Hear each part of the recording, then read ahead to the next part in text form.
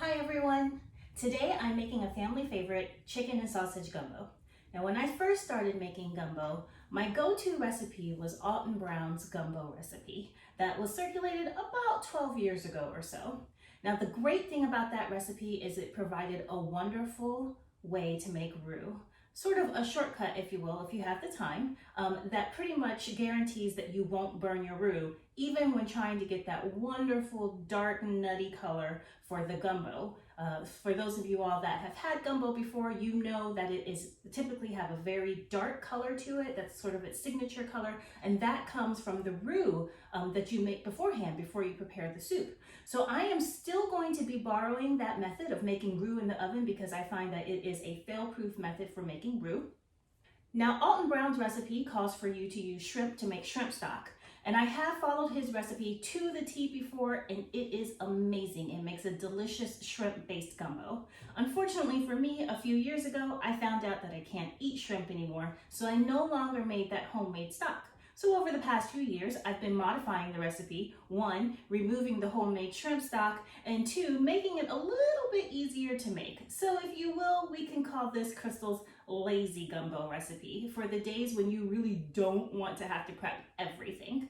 So we're going to get started first by making our roux. It's about 10 o'clock in the morning for me. I like to make my roux very, very early so that I can make my gumbo very, very early and let it sit all day long and just sort of simmer very slowly, because the more you let it sit, the better the flavor gets. However, you can still make this gumbo right before dinner time and serve it right then. There's enough for leftovers, and trust me, it's even better the next day. Before we even get started, you can see I only have a couple of ingredients in front of me, and the reason for that is because, like I said, the roux takes a couple of hours to make. While the roux is making, then that's when I'm going to prep the rest of my ingredients.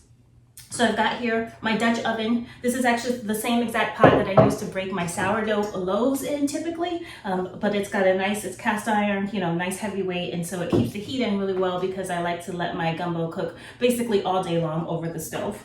And I have here for my roux 4 ounces of flour. I've already pre-weighed, of course, is always the better method. So I've already pre-weighed 4 ounces of flour, but if you don't have a scale at home, just keep in mind that 4 ounces of flour is, as you can see, a little less than 1 cup. It's a scant cup of flour. So I've got 4 ounces of flour here that I'm going to go ahead and put into my pot.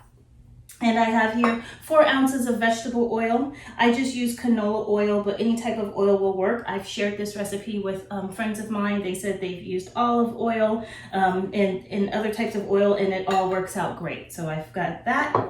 And I'm going to go ahead and whisk these two together. And we want to make sure that we get it so that all of the flour is mixed in.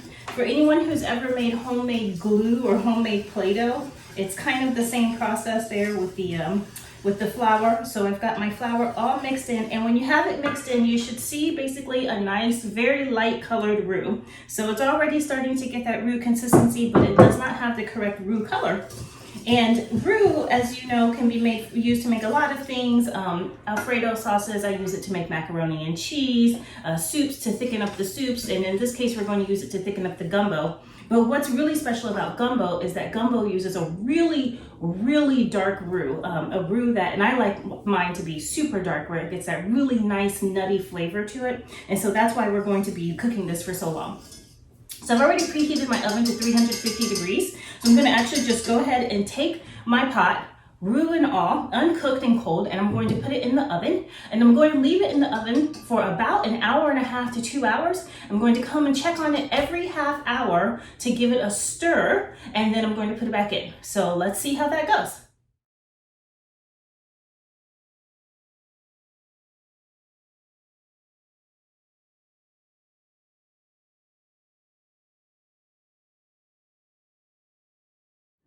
While I'm still waiting for my roux in the oven, and by the way, you might be noticing in your house that it almost smells like something's burning. Don't worry, that's normal. It's probably not burning. But while I'm waiting for my roux to finish, I'm actually going to go ahead and brown my andouille sausage and my chicken first. I like to brown them and cook the chicken as well before I even put them in my gumbo.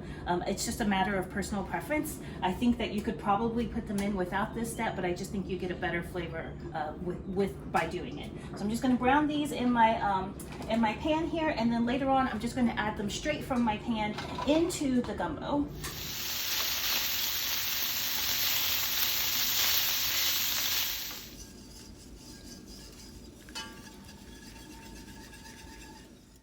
Okay, so it's actually been a little longer than an hour and a half. It's been almost 2 hours. It's just because I like my roux to be a nice dark brown color. So I'm actually going to go ahead and take my pot out of the oven now, and I'm moving it onto my stove. Be careful when you're cooking. Keep in mind that your pot did just come out of the oven, so it is very, very hot. I'm going to give my roux one more stir here to integrate the flour and the oil again. And you can see we have a really nice dark color here. Not at all what it looked like when it went in almost 2 hours ago. And this oil is hot, so I'm going to start adding my my onions and my garlic. It is going to start sizzling almost immediately, so don't be surprised, don't be alarmed with that. And I did turn on my stove as well.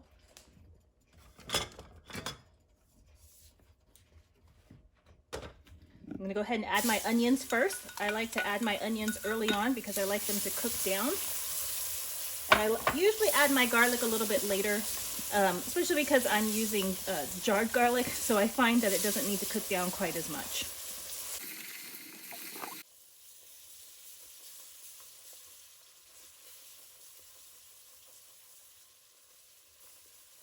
Now you want to make sure that when you're sauteing your vegetables, if you're using the celery and the green peppers, you're adding them in this time as well. I probably should have said that earlier. But you also need to make sure that you continuously stir. Keep stirring, because if you don't keep stirring, you are going to burn your roux. That's the whole reason we made the roux in the oven in the first place, is so that we wouldn't accidentally burn it. So don't ruin it now by putting your vegetables in there and then not stirring. So keep stirring it. Your roux is actually probably still going to get even darker in color as you're cooking it here on the stove.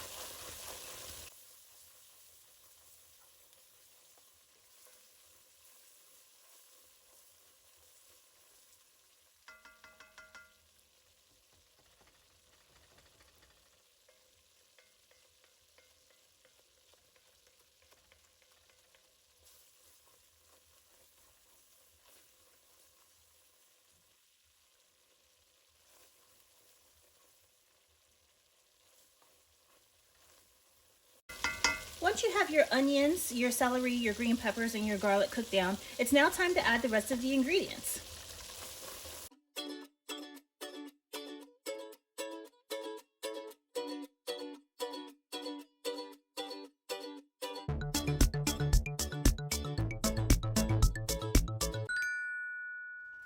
After you've added all of your ingredients, be sure to bring this to a boil again. Once it's brought to a boil, I'm going to turn the heat down to low, put the lid on it, and let it simmer for the rest of the day. I haven't put my okra in yet because I like to add my okra after it's been cooking for a while. The okra does thicken up the soup, but I feel like the okra also doesn't need to be cooked as long. The same goes for the shrimp. I actually don't put the shrimp in until it's almost time to serve it. The one last thing you want to serve is overcooked shrimp. So there's no reason for your shrimp to be in your gumbo simmering for hours on end.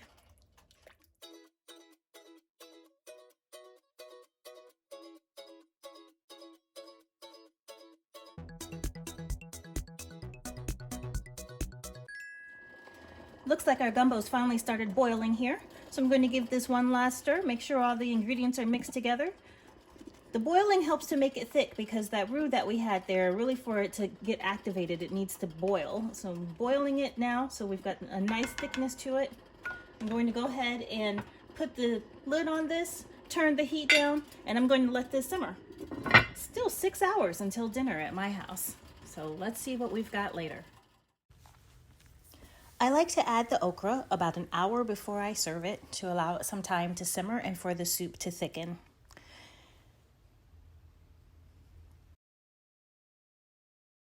Add your bite-sized shrimp about 5 minutes before serving. Spoon over freshly cooked rice. And in the words of Princess Tiana, add a dash hot sauce to that and it'll be the bee's knees.